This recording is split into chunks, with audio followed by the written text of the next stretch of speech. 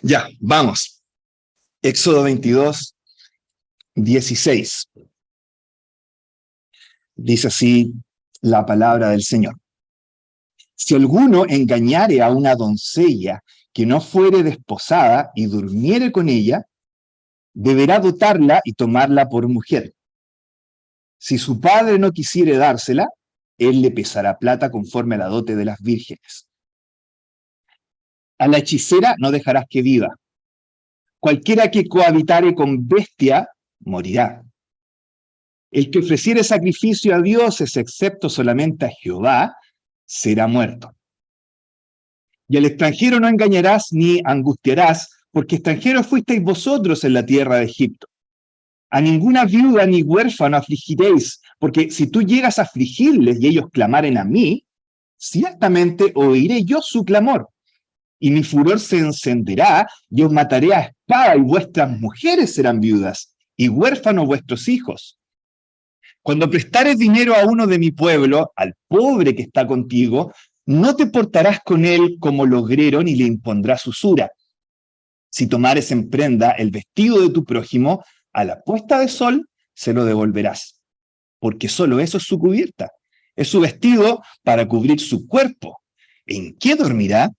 Y cuando él clamare a mí, yo le oiré, porque soy misericordioso. No injuriarás a los jueces, ni maldecirás al príncipe de tu pueblo. No demorarás la primicia de tu cosecha, ni de tu lagar, me darás el primogénito de tus hijos. Lo mismo harás con el de tu buey y de tu oveja. 7 días estará con su madre, y al 8º día me lo darás.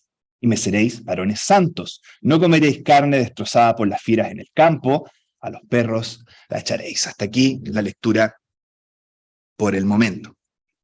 Y quizás hasta el domingo pasado estamos avanzando por este grupo de leyes que a lo mejor suenan bastante variopintas, el famoso libro del pacto que se extiende desde el capítulo 21 al 24 de Éxodo. Hasta el domingo pasado quizá lo que leímos pudiera parecernos un poco ajeno a nosotros, un poco foráneo, un poco extraño, pero a la larga, cuando uno meditaba en estas leyes, a uno le parecían razonables, sonaban como cosas bastante aceptables a la larga, pero hoy día nos encontramos con otra cosa, ¿verdad? Uno lee estas leyes y como que chocan un poco más, como que nos suenan muy agradables a nuestros oídos occidentales ñuñoínos del siglo XXI, no nos parecen mucho. O sea, escuchamos acá de brujas condenadas a muerte y como que eso nos lleva a pensar al tiro en la Edad Media, ¿de qué estamos hablando? O, por ejemplo, que al parecer una doncella se tenga que casar con su supuesto abusador. Es un favorito de los ateos para cuestionar la moralidad de la Biblia, y vamos a ver precisamente de qué se trata. Entonces, veamos de qué se trata este párrafo. Vamos a dividirlo en 4 grandes secciones, pero en cada una de ellas va a primar lo que les mencionaba al principio.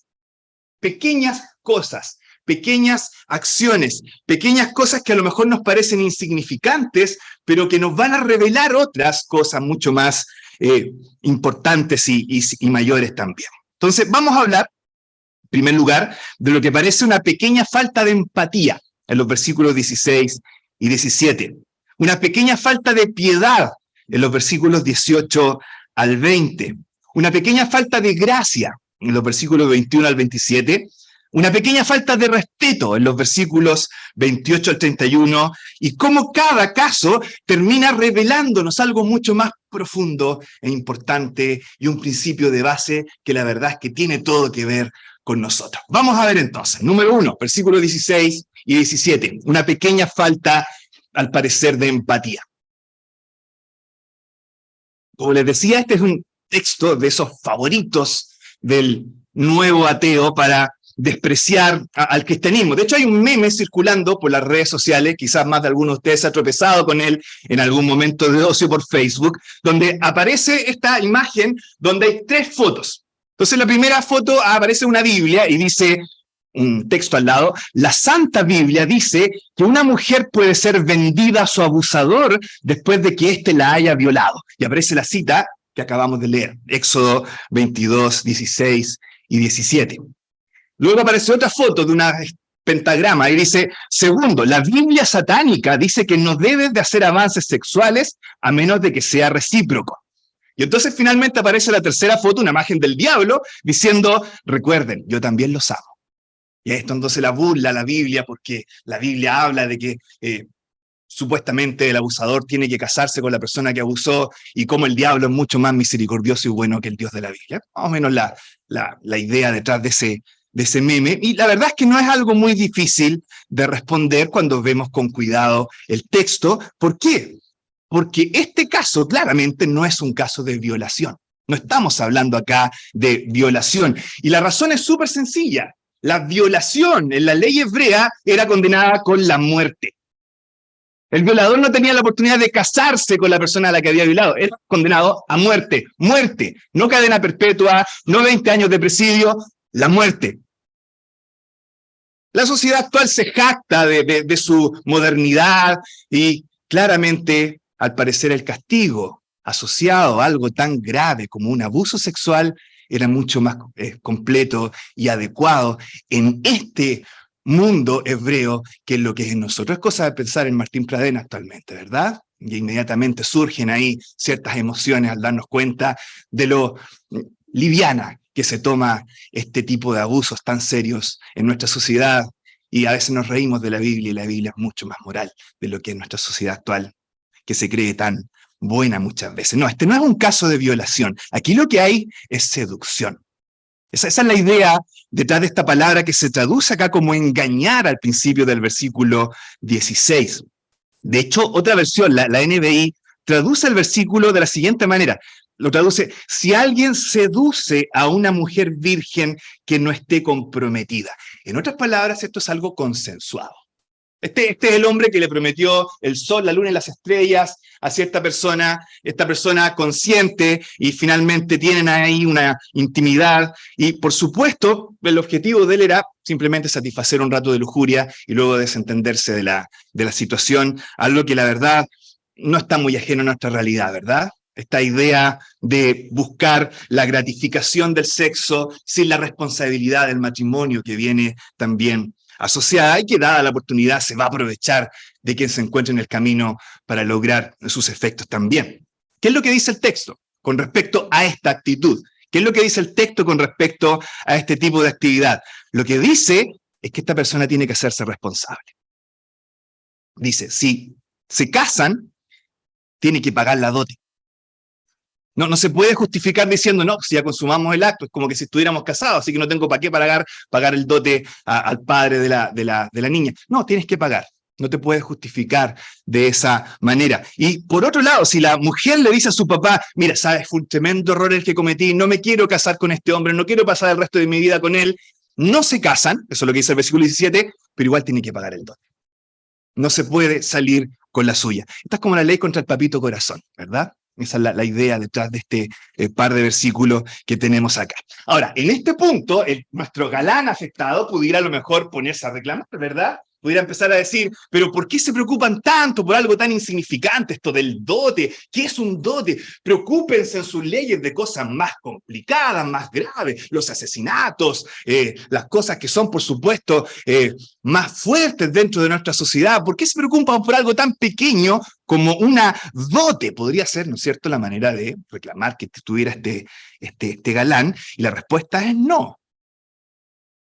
Porque esto que a lo mejor parece tan pequeño, tan insignificante, revela en el fondo algo mucho más serio, que es un corazón torcido, un corazón pervertido, un corazón manipulador, que no ama al prójimo, sino que usa al prójimo para sus propios objetivos egoístas. Y en un ambiente donde Dios es el que reina, eso no se va a permitir. ¿Se fijan? Pequeñas acciones, grandes consecuencias. Pequeñas cosas que nos revelan cosas mucho más serias. Y quizás ahora tenemos que preguntarnos nosotros, ¿cómo está tu corazón? ¿Cómo está mi corazón? ¿Cuál es su tendencia? ¿Hacia qué gravita? ¿Gravita hacia servir al prójimo y a buscar que el prójimo se sienta querido y amado? ¿O más bien es un corazón que gravita a usar y a manipular al resto para salirse con la suya? Quizás no estoy seduciendo a una persona del sexo opuesto para manipularla, pero si el corazón está gravitando más hacia servir, hacia manipular y usar a otras personas para mi beneficio, algo no está bien en ese corazón. Y es ahí donde tenemos que tomar la situación, ahí donde hay que ponerle freno. En esta situación pequeña, en esta pequeña falta de empatía, hay que frenar la situación antes que esto crezca y se transforme en algo ingobernable.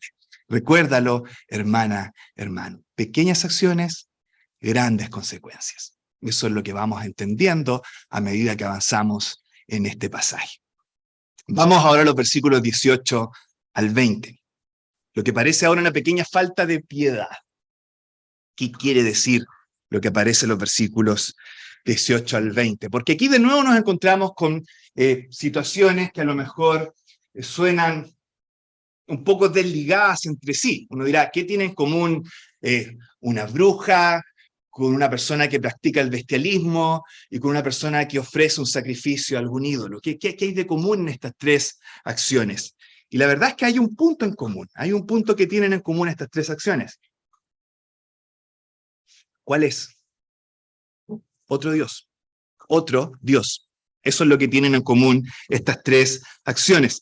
La bruja, justamente, o el hechicero, lo que hace es buscar un Dios manipulable, manejable, al cual con sus encantos y hechicerías y cosas pueda sacarle cosas. ¿Se fija? Hay otro Dios al que se está usando, manipulando, en el caso, como dice el versículo 18, de la hechicera.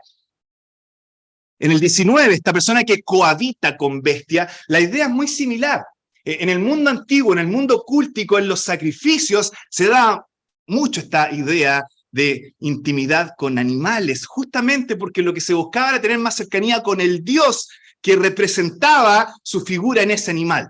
Y entonces estaba Baal como el cordero o el buey o el toro, y ustedes ya entonces podrán imaginarse la cantidad de cosas que se hacían en ese tiempo. Era todo dentro del mundo cúltico, cómo te asociabas con el Dios que estaba ahí. Y finalmente la última parte del versículo 20 está claro, ¿verdad? Un sacrificio a otro Dios también tiene que ver con otros dioses. Por lo tanto, acá lo que tenemos es algo relacionado siempre con el tema de la idolatría.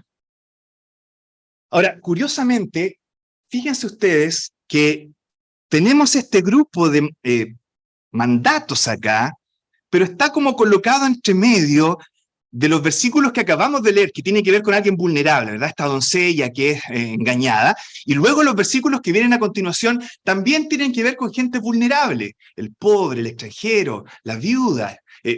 Y entre medio de estos dos grupos de personas que son vulnerables, tenemos esta serie de mandatos que no parece tener mucho que ver con gente vulnerable. Idolatría, algo que quizá no está muy conectado, y la pregunta que tenemos que hacernos es ¿por qué Moisés lo coloca justo aquí? Extraño, ¿verdad? Estamos hablando del pobre, de una doncella que es engañada, del extranjero que a lo mejor tiene menos derechos dentro de cierto lugar, y entre medio, el hechicero, el que sacrifica a otros dioses. Y la pregunta es, ¿qué está pasando? Bueno, la respuesta es que algo que a lo mejor para nosotros suena tan abstracto como la idolatría, en realidad tiene mucho que ver con algo mucho mayor, que es el trato a nuestros semejantes.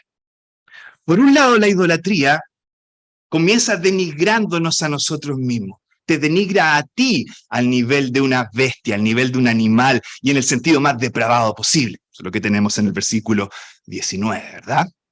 Uno se reduce a sí mismo al nivel de un animal. Pero no solo eso. A la larga, empieza a llevar a que trates a los demás también como animales.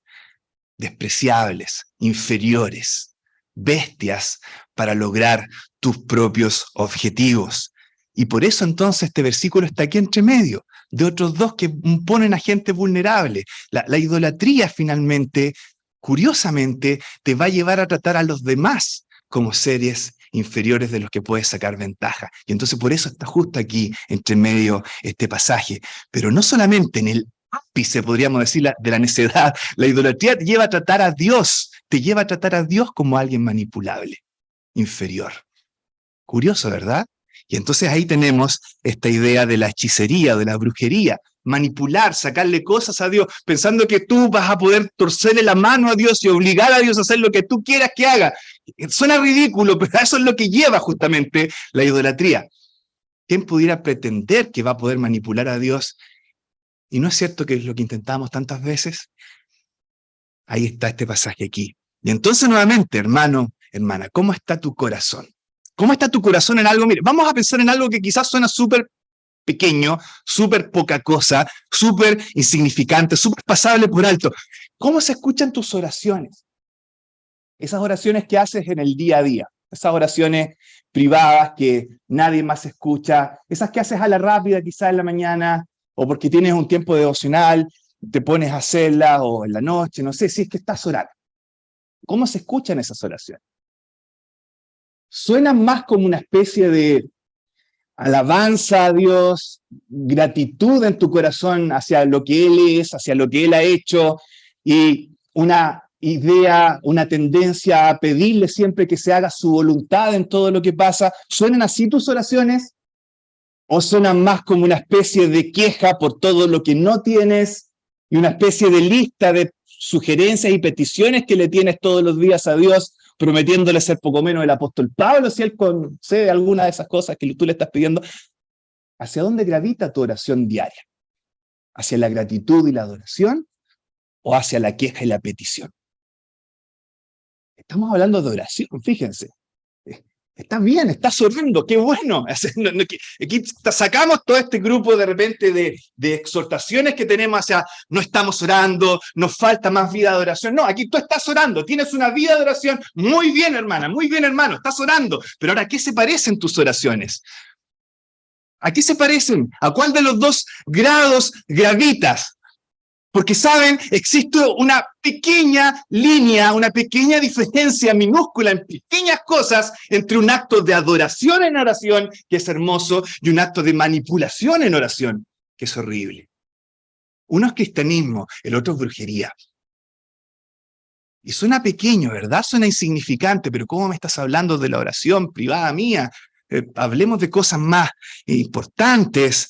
Parece algo pequeño, pero algo tan pequeño puede empezar a acusar nuestro corazón. Y es importante que ahí le pongamos freno, en una pequeña falta de piedad, antes que se transforme en algo más grande, ingobernable en nuestra vida. Antes de que nuestra vida en sí se caracterice por la amargura y esta especie de religiosidad, donde finalmente lo único que en mi corazón hay es un amargor en contra de Dios, porque no me da lo que yo le he pedido toda mi vida. Uno se encuentra con personas así a la larga, ¿verdad? Muy religiosas, muy fieles a las reuniones, muy buenas para orar y para leer su Biblia, pero un corazón amargado, enojado. No recibieron lo que querían y ahí están. Y qué distinto es un cristiano que vive agradecido, a veces con mucho menos que la otra persona amargada, pero está contento porque él sabe qué es lo que realmente merece y cómo lo que Dios le ha dado es mucho más de lo que él merece, ¿verdad? Una pequeña falta de piedad, algo pequeño, pero que muestra un problema mucho mayor en nuestro corazón. Son los segundos. Pequeñas acciones, grandes consecuencias. Vamos a lo tercero, versículos 21 al 27. Lo que parece una pequeña falta quizás de misericordia o de gracia. ¿Qué es lo que tienen en común estos 7 versículos, los versículos 21 al 27? Lo que tienen en común es una situación de vulnerabilidad en personas que mueve el corazón de Dios. Fíjense cómo termina el versículo 27. Dios está hablando y el versículo 27 termina con Dios diciendo, porque soy misericordioso. ¿Por qué es importante esta frase? Porque esto no se repite solo aquí. En Éxodo se repite varias veces. Y curiosamente, las veces en Éxodo donde esta frase se repite es cuando Dios se presenta a sí mismo.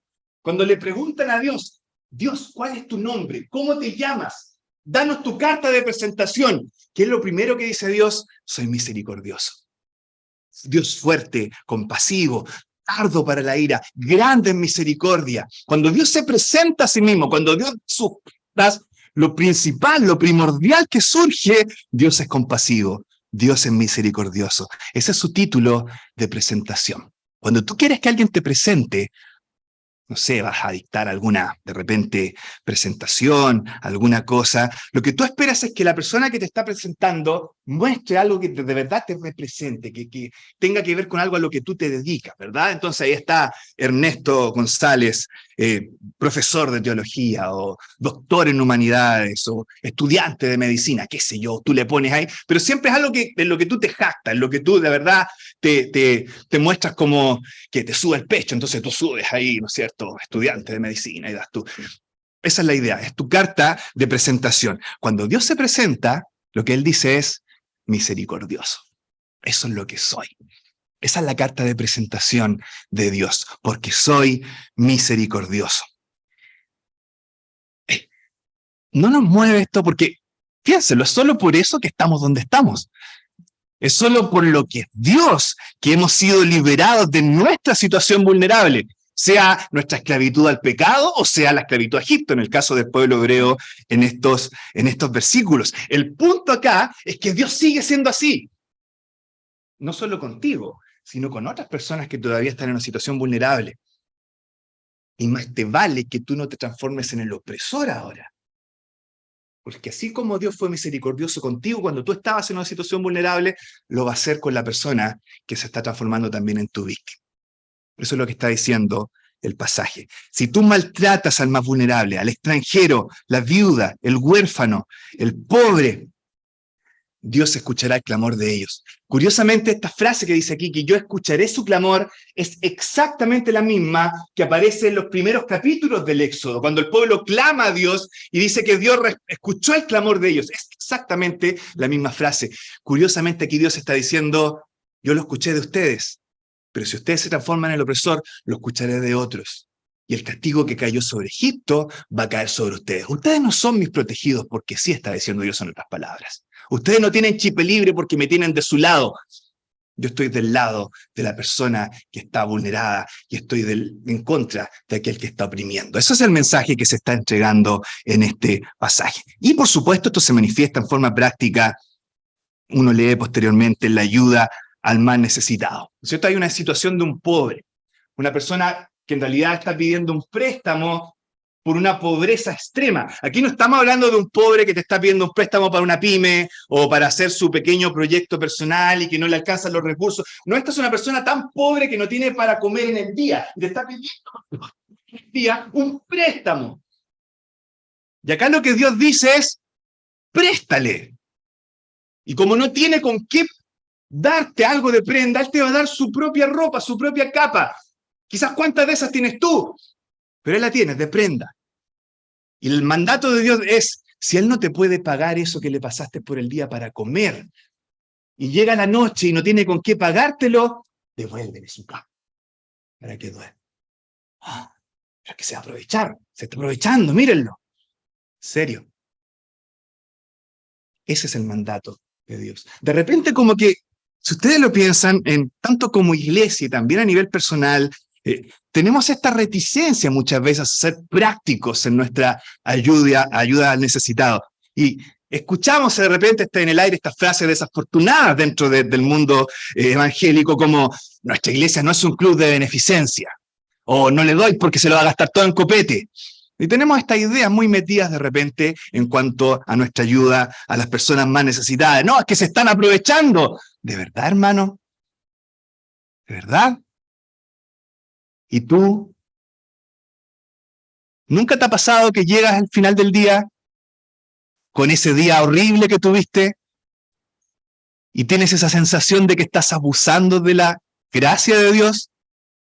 ¿De que estás abusando de su misericordia? ¿No te suena como que tú te estás aprovechando de la gracia de Dios? ¿Y Dios te lo ha sacado en cara alguna vez en tu vida? Jamás. ¿Qué derecho tienes tú a decirle al resto que se están aprovechando con algo tan pequeño como una ayuda práctica diaria? No, que se lo va a gastar todo en copete. ¿Y qué? Tú estás llamado a ayudar. No, es que hay otras maneras. Bueno, ocupa otras maneras, pero haz algo. Y si no tienes otras maneras, haz lo básico.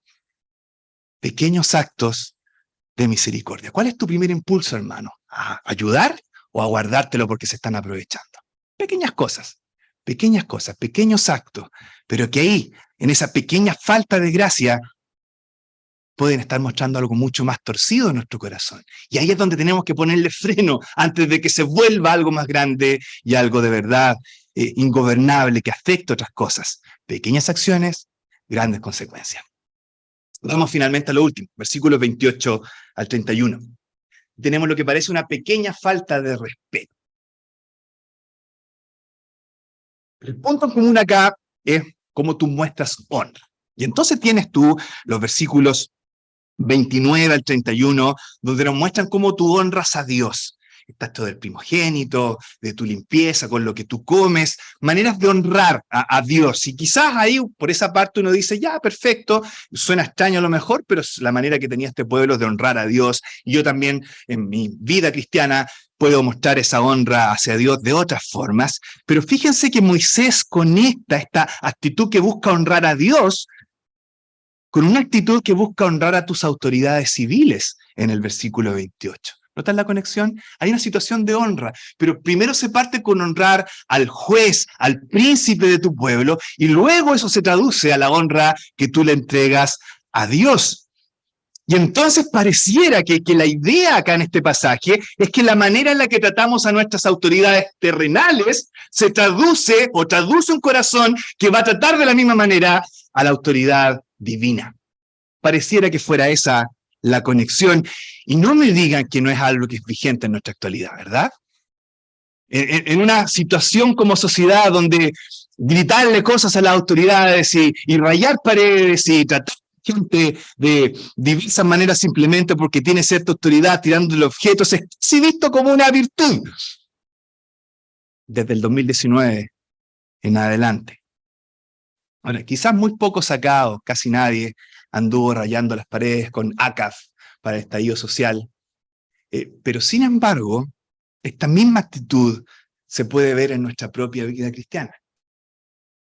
Pregunta insignificante. ¿Cómo es tu actitud con las personas en autoridad en tu iglesia? Con tus ancianos.